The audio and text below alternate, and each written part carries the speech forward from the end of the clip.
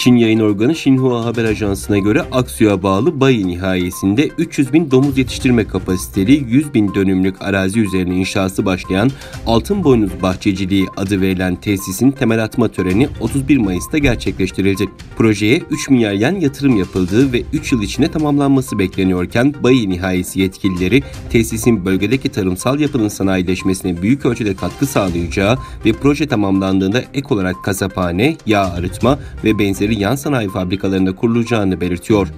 Çin Komünist rejimi son zamanlarda Doğu Türkistan'da domuz yetiştiriciliğini sık sık duyuruyor. Geçtiğimiz hafta Kaşgar'daki yeni kurulacak domuz yetiştirme üssü için imza atılmıştı. Çin'den gelen veya gelecek Çinlilerin domuz eti talebini karşılayabilmek için Uygur Türklerinin dini inançlarını zedelemek adına domuz eti yemeye zorluyor ve domuz eti kullanımını çeşitli şekillerde arttırıyor.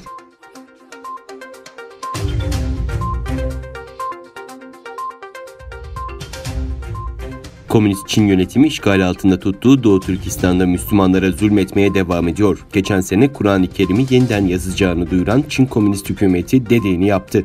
Türkiye'de yaşayan Doğu Türkistanlı Kamile Artış'ın sosyal medya hesabında paylaştığı videoya göre Çin hazırladığı Fatiha suresinin mealini Komünist Parti'nin övgüleriyle değiştirerek Kur'an-ı Kerim'i tahrif etti.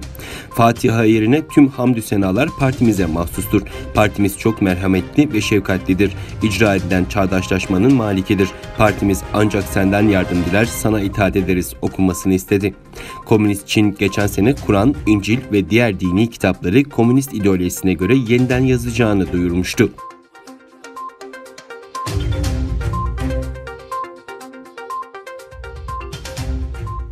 Hong Kong'da Çin Milli Marşı yasası kabul edildi. Hong Kong Yasama Konseyi Çin Milli Marşı'na saygısızlığı ve hakareti yasaklayan ve bu tür hareketlere karışanlara hapis cezası getiren yasayı kabul etti. Yasama Konseyi'nde yaklaşık 4 gün süren tartışmaların ardından yapılan oylama oturumuna 43 delege katıldı. Yasa Çin yanlısı 41 delegenin lehte oyuyla kabul edildi. Yasama Konseyi'nde tasarıları inceleyen İçişleri Komitesi'nin muhalif delegelerce son 6 aydır oyalanması nedeniyle Mecliste İçişleri Komitesi Başkanlık seçimi yapılmış ve komitenin başına Çin yanlısı bir delege getirilmişti.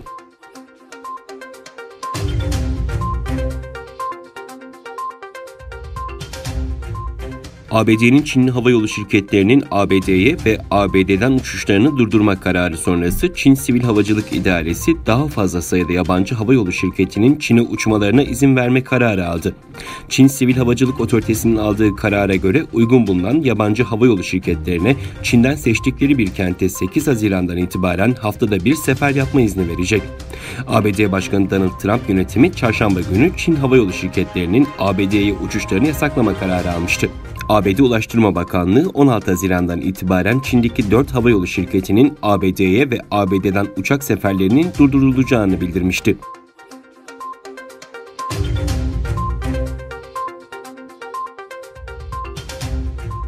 Almanya Başbakanı Angela Merkel, kamu yayıncılık kuruluşu ZDF'de kendisine yöneltilen soruları yanıtladı. Korona kriziyle mücadelede seçmenlerin gözünde puan toplayan Merkel'e 5. görev dönemi için aday olmayı düşünüp düşünmediği soruldu.